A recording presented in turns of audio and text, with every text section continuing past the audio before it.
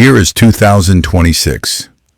The air itself is thin with speculation, thick with a low-grade, persistent fear. A tremor runs through the digital scaffolding of the world, and the architects of that world are the first to feel it. They built their empires on connection. Now, they quietly begin planning for the disconnect. Pause. Mark Zuckerberg's public face is turned towards the infinite horizon of artificial general intelligence, a grand project to build a digital god. But his private anxieties are focused on something far more primal: survival. While news feeds dissect his open-source strategy, a series of clandestine transactions begin. Quiet purchases of land under shell companies, not for another data center, not for a corporate retreat. This is an anatomy of fear, a personal audit of potential apocalypses, the first silent step towards building an ark in a world he helped flood. Further documentation will reveal the nature of this monument to paranoia. The project has a name: Koolau Ranch. It sounds pastoral. It is a fortress. The public record, once excavated, is brutal in its clarity. A sprawling compound on the island of Kauai. The price tag is an obscenity to the uninitiated, a rounding error to the terrified. Pause.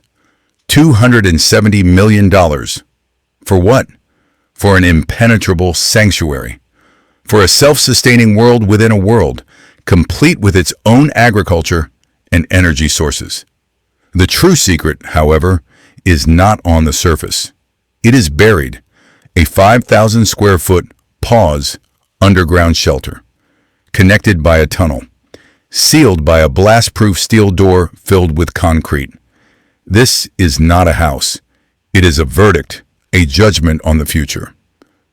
When the news finally breaks, the media frenzy is less an investigation and more the sound of insects swarming a sealed relic. The creator of the world's largest social network has built a monument to the virtues of being alone. A bitter testament. His own private digital age tomb built before the death of the world it was meant to outlast. The irony is a blade twisting in the historical record. This mausoleum, for one, was born from a manic desire to connect everyone. The anatomy of the fall begins not in a boardroom, but in a cramped Harvard dorm. Kirkland House. The air thick with the smell of ambition and cheap pizza.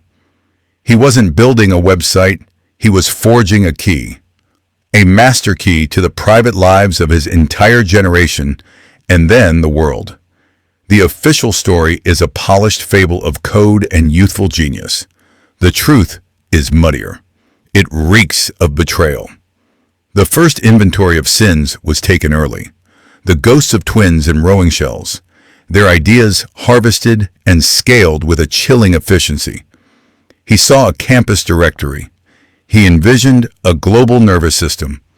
The initial ideal, a network of open faces, was the perfect cover for the real project, the construction of the world's most comprehensive dossier on human desire.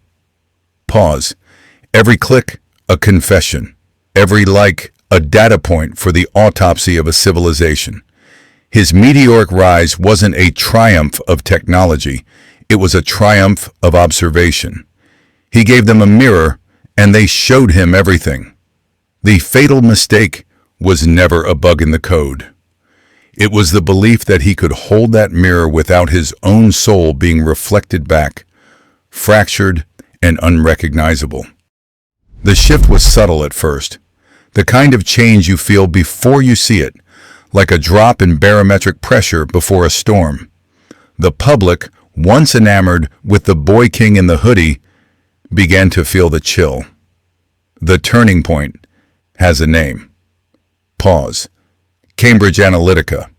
It wasn't a breach. It was a harvest.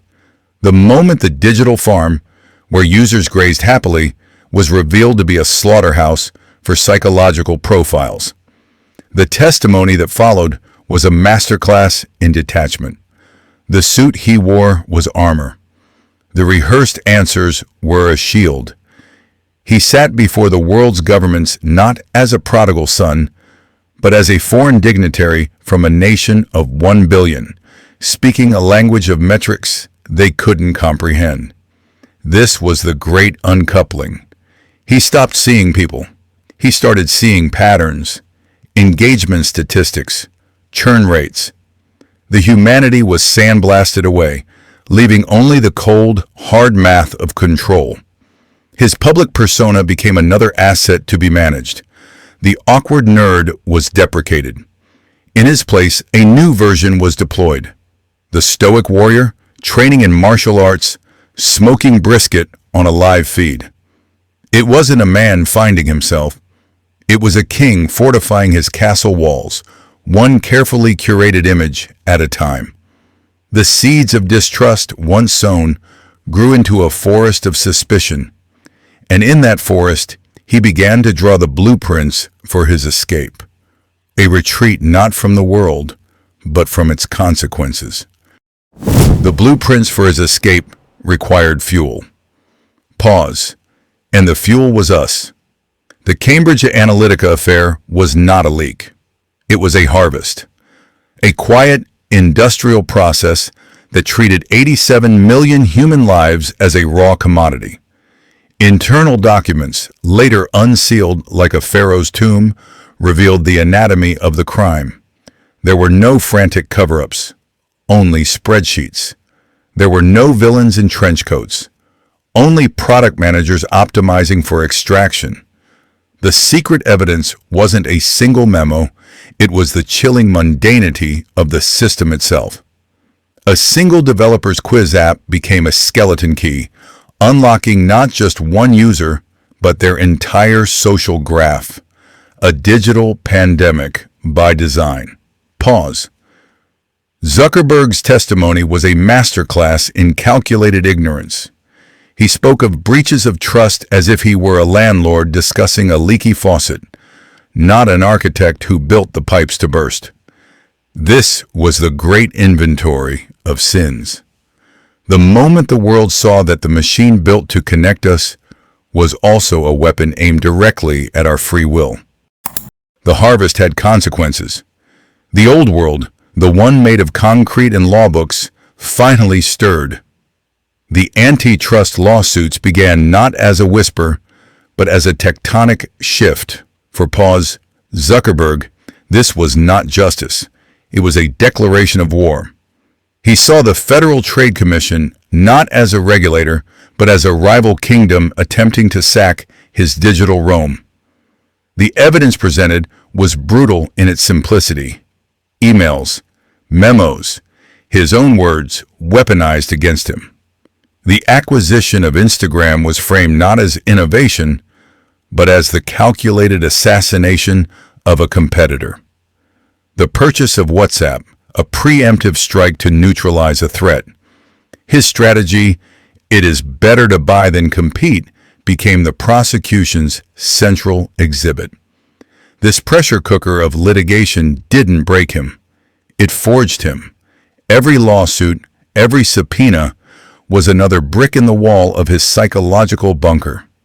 He was no longer just building a company. He was preparing for an apocalypse, an external judgment he believed was fundamentally unjust. The verdict was coming, and his response was to build a new world where their laws were irrelevant. That new world was first built not of code, but of silence. The purge was quiet, internal, and executed with the bloodless precision of a software update. Inside Menlo Park, a new department emerged, an organ with no name on the official charts. Its function, an inventory of sins. It conducted loyalty audits, scanning internal communications, not for threats to the platform, but for threats to the narrative. Dissent was a contagion. A leak was an act of treason. His inner circle, once a council of peers, was systematically replaced by a Praetorian guard. Their chief qualification was not brilliance, but an unwavering, almost pathological belief in the mission.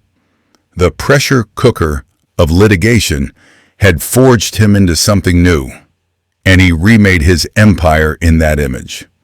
Every meeting became a deposition, every memo a potential exhibit. The open plan offices, once a symbol of Silicon Valley idealism, began to feel like a perfectly designed prison yard. Pause.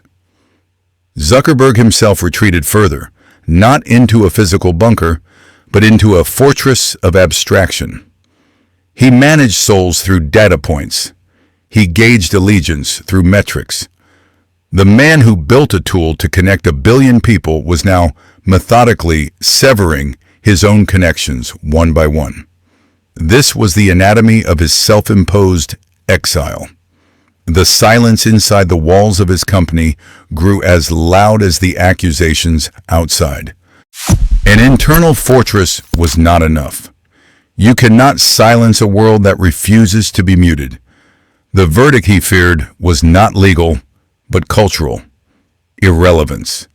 So he initiated the Great Exodus. The pivot to the metaverse was not a business decision. It was a declaration of secession from reality itself. He would not just build a new world, he would build a new universe, one governed by his physics, his economics, his laws. The investment was a hemorrhage of capital so vast it seemed punitive. A self-inflicted wound. Billions were poured into a digital ghost town, while the foundations of his existing empire groaned under the weight of public scorn. He was building his ark while the world he dominated was still flooding. This grand vision further cemented his isolation. He spoke a language of headsets and haptics that the material world no longer understood. His presentations became transmissions from a distant planet. To his critics, it was the ultimate act of hubris. To his few remaining loyalists, it was prophecy. But the truth was simpler and more tragic. He was building a digital coffin, a beautiful, empty, custom-rendered reality where he could finally be safe. Pause. A place where there were no congressional hearings, no whistleblowers, only the clean, sterile hum of the render farm, the new heartbeat of his diminished kingdom. That kingdom now had a physical address, a post-apocalyptic fortress carved into the paradise of Kauai. The Koolau Ranch was not a home. It was a testament to the profound loneliness of a man who commanded a population of billions, yet trusted no one. Automated systems hummed where human staff should have been. The air was conditioned, the light was optimized, the silence was absolute. He pursued the creation of perfect cattle with the same algorithmic intensity he once applied to news feeds. A project of flesh and blood that was, in reality, just another dataset.